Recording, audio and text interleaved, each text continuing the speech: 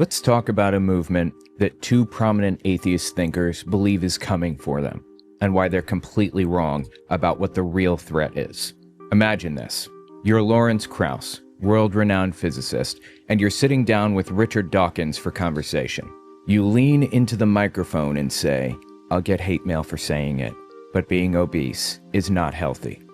Yeah, well, and just so both you and I can get into more troubles, there's this thing of where fat shaming, where people who are extremely obese don't.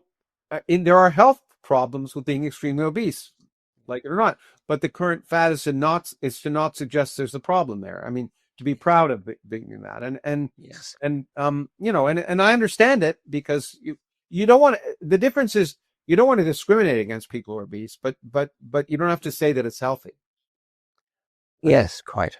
And I'm sure I'll get hate mail for that one. But anyway, You brace yourself for the backlash, the cancellation, the angry mob, and then nothing, because nobody actually disagrees with you. But while these two intellectuals are shadowboxing with an enemy that doesn't exist, something far more interesting is happening in the background. A handful of corporations worth billions of dollars are quietly rewriting the rules of how we talk about health, food, and our bodies. They're not doing it through science or research. They're doing it through Instagram posts and TikTok videos, one sponsored dietitian at a time. This is the story of how a civil rights movement that started in 1969 with a budget smaller than your local McDonald's franchise became the boogeyman of the culture wars, and how the real villains of this story are laughing all the way to the bank while everyone else fights over phantoms. Let's go back to 1967. Lou Louderback, a journalist, publishes an article in the Saturday Evening Post called "More People Should Be Fat." It wasn't about promoting obesity. It was about his observations that dieting seemed to cause more harm than good, and that fat people face discrimination based on aesthetics, not health concerns. 2 years later, an engineer named Bill Fabry reads this article. His wife, Joyce, has been facing constant discrimination because of her weight. Doctors dismissing her concerns, employers refusing to hire her, strangers making comments on the street. So Fabry does something unusual for 1969. He starts a civil rights organization, the National Association to Aid Fat Americans. Later, it would become known as the National Association to Advance Fat Acceptance, or NAAFA. In 1972, something more radical emerges. In Los Angeles, a group of feminists formed the Fat Underground. They publish a manifesto in 1973 that reads like any other civil rights document of the era. They demand equal rights for fat people in all areas of life. They declare the diet industry their enemy. But here's what's fascinating. This movement stays small, really small. Through the 80s and the 90s, healthcare professionals start getting involved. Psychologists like Deb Burgard, nurses like Pat Lyons. They develop fitness programs for larger women. They publish research. They hold conferences.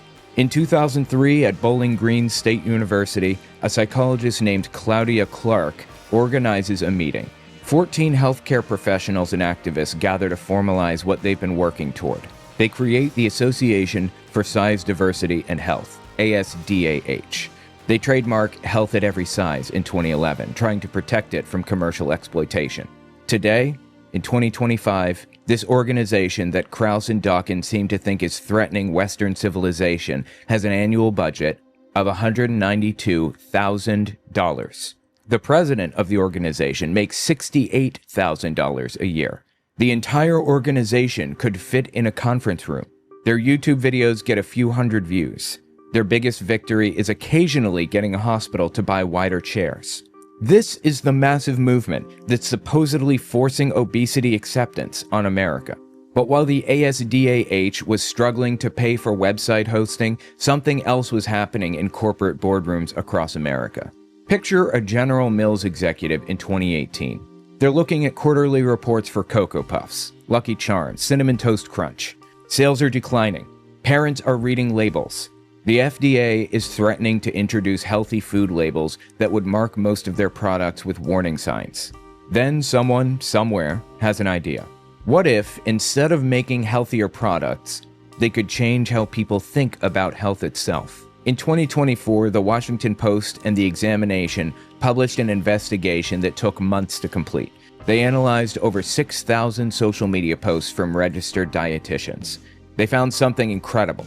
40% of prominent dietitian influencers were using anti-diet language, talking about food neutrality, rejecting good and bad food dichotomies, promoting intuitive eating. Now, these concepts aren't inherently wrong. The original intuitive eating framework, developed by Evelyn Tribal and Elise Resch, is about learning to trust your body's hunger and fullness cues after years of dieting. It's legitimate therapeutic practice. But here's where it gets interesting. Of those dietitians using anti-diet language, 68% were also doing paid promotions for food companies. General Mills, Kellogg's, PepsiCo. They'd post about rejecting diet culture while holding a box of sugary cereal. They'd talk about food shame while promoting products that are 40% sugar by weight. General Mills created a campaign called #DerailTheShame. They funded research about food shaming. They used this research to argue against FDA healthy labeling requirements. When the FDA pushed forward anyway, General Mills threatened to sue. They spent over $2 million lobbying the government in 2022 and 2023 alone. Think about that number, $2 million just lobbying. That's more than 10 times the entire annual budget of the Health at Every Size organization. Here's where our story takes an unexpected turn. You might think the Health at Every Size movement would be excited to have corporate support, to have their message amplified by companies with real money and reach. They're not. They're furious. Angel Austin, ASDAH's interim executive director, gave an interview where she said that privileged people are talking about health at every size because it's profitable, not because they believe in it, not because they care about reducing discrimination, because it's profitable. Elise Resch, one of the original developers of intuitive eating, was even more direct. She said, big food companies touting anti-diet slogans are just trying to make more money, and intuitive eating has been co-opted. These aren't conspiracy theorists or corporate watchdogs saying this. These are founders and leaders of the movement itself, watching their life's work get twisted into marketing campaigns for Lucky Charms. The investigation found something else interesting. When researchers looked at ASDAH's tax records, and these are public documents, you can look them up yourself, they found zero corporate funding, not a penny from General Mills or any food company. Their money comes from membership fees, educational webinars that charge $30 a ticket, and small donations from individuals.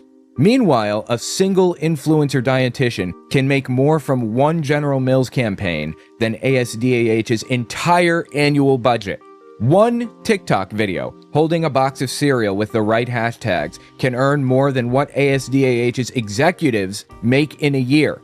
This isn't a partnership. This is exploitation. To understand what's really happening here, we need to go back further, to the 1960s, when the sugar industry paid Harvard researchers to publish studies blaming heart disease on fat instead of sugar. To the 1980s, when Philip Morris, yes, the cigarette company, owned Kraft Foods. When R.J. Reynolds owned Nabisco. If you doubt any of my claims in this video, by the way, check the sources in the description. The tobacco companies didn't just bring their money to the food industry, they brought their strategies. Fund research that creates doubt. Emphasize personal responsibility over systemic issues. Attack regulations as government overreach. Sound familiar? In the early 2000s, Coca-Cola created something called the Global Energy Balance Network. They pushed the idea that obesity wasn't about consuming too many calories. It was about not burning enough through exercise. They funded studies, they recruited academics, they created what looked like an independent health organization. It was all Coca-Cola money. The Academy of Nutrition and Dietetics, the world's largest organization of nutrition professionals, received over $4 million from food companies between 2011 and 2017.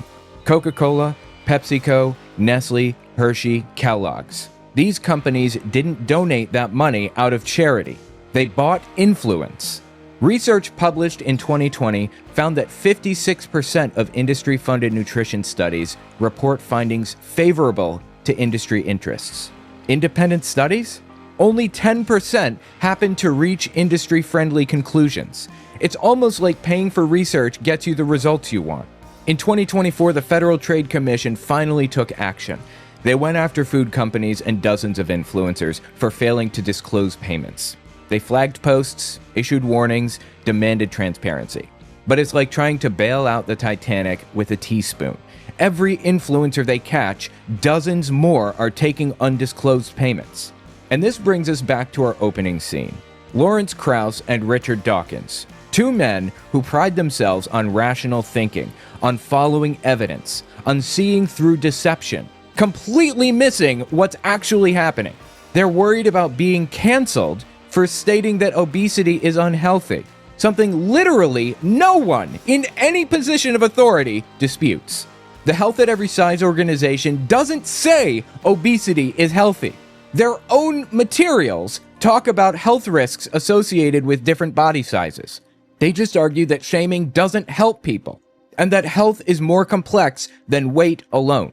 But while Krauss and Dawkins are fighting this imaginary battle, while they're positioning themselves as brave truth-tellers standing up to the mob, General Mills is executing a multi-million-dollar campaign to co-opt health messaging for profit. Who benefits from this misdirection? Who wins when the conversation becomes, is obesity healthy? Instead of, why are corporations manipulating health movements? Who profits when we're arguing about cancel culture instead of discussing industry influence on nutrition science? The answer is obvious. The corporations win. Every single time. They've successfully transformed a conversation about corporate exploitation into a culture war debate. They've turned a small civil rights organization into a boogeyman. They've got supposedly brilliant thinkers shadowboxing with phantoms while they pick everyone's pockets. And trust me, this is not the only industry that's been taken over by corporations this way.